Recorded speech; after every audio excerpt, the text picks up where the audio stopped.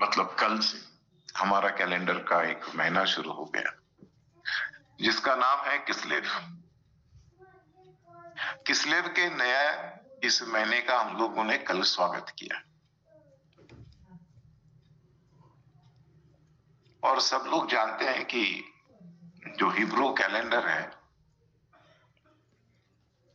उस वर्ष के जो महीने इज़राइल के जनजाति और राशि चक्र नक्षत्रों के समांतर होते हैं। इसे मैं फिर एक बार दोहराता हूं। ये सब लोग जानते हैं कि जो हिब्रू कैलेंडर है, जो इज़राइल का कैलेंडर है, वो उसकी जनजाति और राशि चक्र के जो नक्षत्र है उनके समांतर होते हैं। ओके, तो हम लोगों को जो फोकस है वो वहां पे रखना है। हम लोग नक्षत्रों की तरफ देखते हैं, वहां देखने की जरूरत नहीं। लेकिन जो जनजाति है, जनजाति मतलब हम लोग कह सकते हैं कि जितने गोत्र है, अभी 12 गोत्र है तो 12 महीने, ऐसा हम लोग कनेक्ट करके देख सकते हैं। तो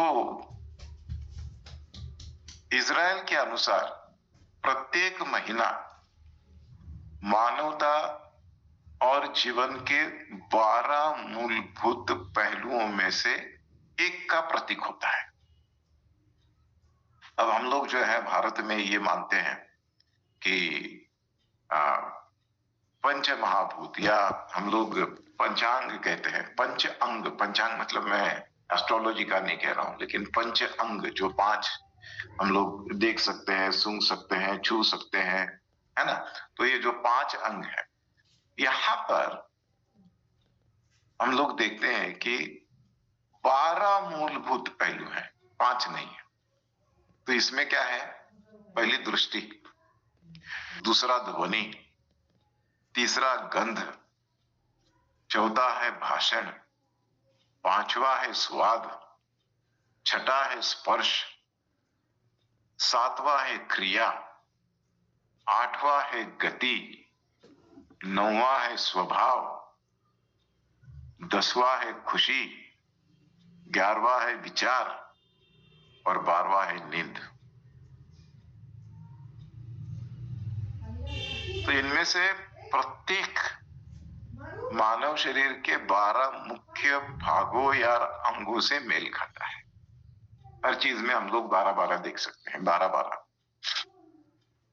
वास्तव में हिब्रू वर्णमाला के अनुसार उसमें 12 मौलिक अक्षर भी है जो एक साथ साथ परमेश्वर के अवर्णनीय नाम का 12 क्रम परिवर्तन से उनको मूल से उभारता है।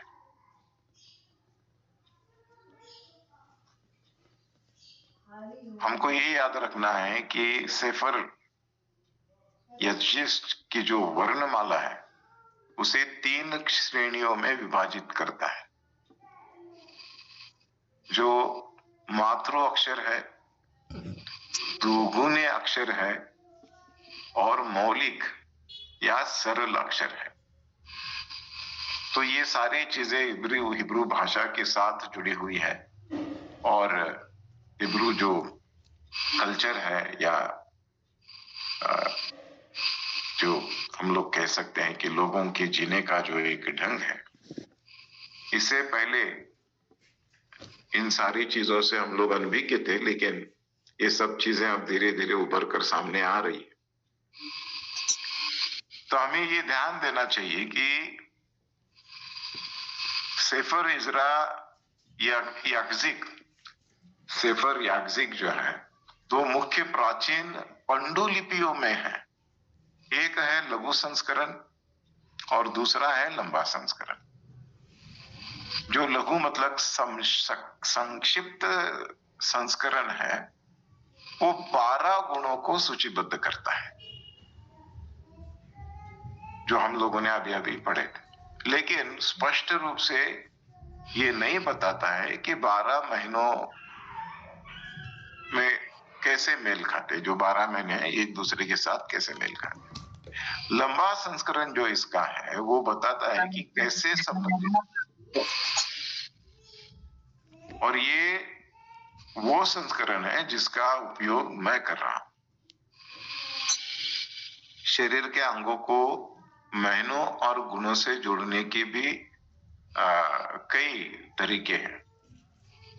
नीचे बाद में हम लोग टिप्पणी जो है वो करेंगे, उसके साथ छोटे और लंबे संस्करणों को एक साथ जोड़कर देखने की कोशिश भी करेंगे।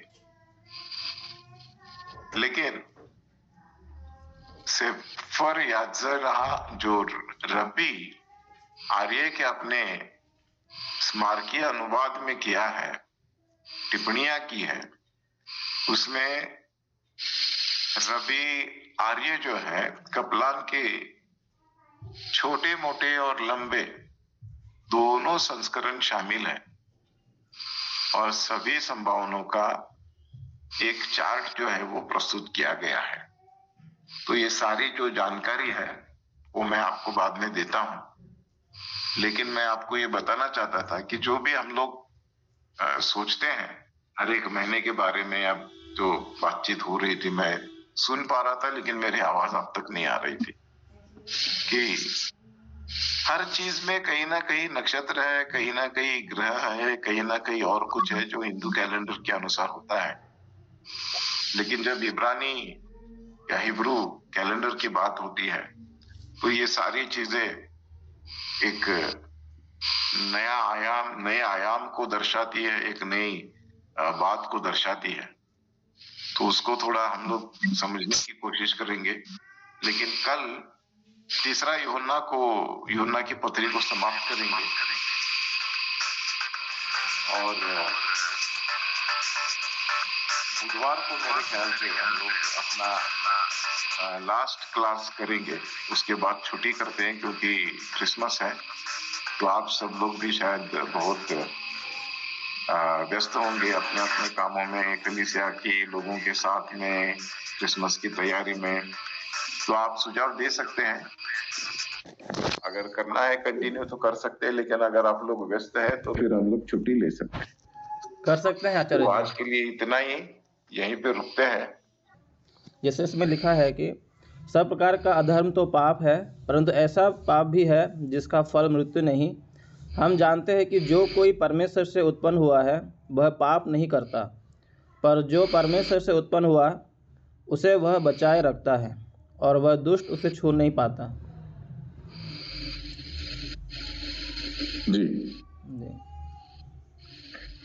तो ये एक एक्चुअली क्या है ना, एक मेटाफर, एक अपेक्षा की गई है, ये उम्मीद जताई जाती है कि जिसका नए सिरे से जन्म हुआ है, जो मतलब बपतिस्मा हो गया जी। पानी से और आत्मा से, जिसका नया जन्म हुआ है वो पाप नहीं करता। तो आप इसके पीछे की जो गंभीर बात है उसको देख सकते हैं। ये उम्मीद है या अपेक्षा है, या हम लोग ये कह सकते हैं कि एक आज्ञा है कि जिसका नया जन्म हुआ है उसमें पूरा का पूरा परिवर्तन आना चाहिए। जी। तो वो पाप नहीं करेगा जिसका नया जन्म हुआ है, जिसने प्रभु के इस प्यार को जाना है, जिसने अपने लिए इतना बड़ा सैक्रिफाइस दिया है। तो उसके बारे में जब हम लोग जान चुके हैं तो फिर हम लोग पाप नहीं करेंगे। ये एक दृष्टिकोण है जिसके वजह से इस वचन को यहाँ पे डाला गया है। ओके, वचन मेरे पास भी, मैं हर समय मुझे सताता है ये वाला वचन जी।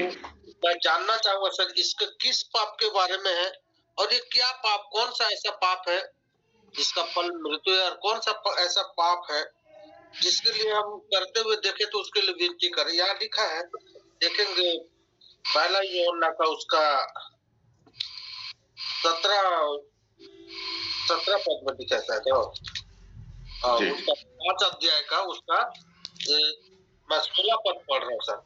यदि कोई अपने भाई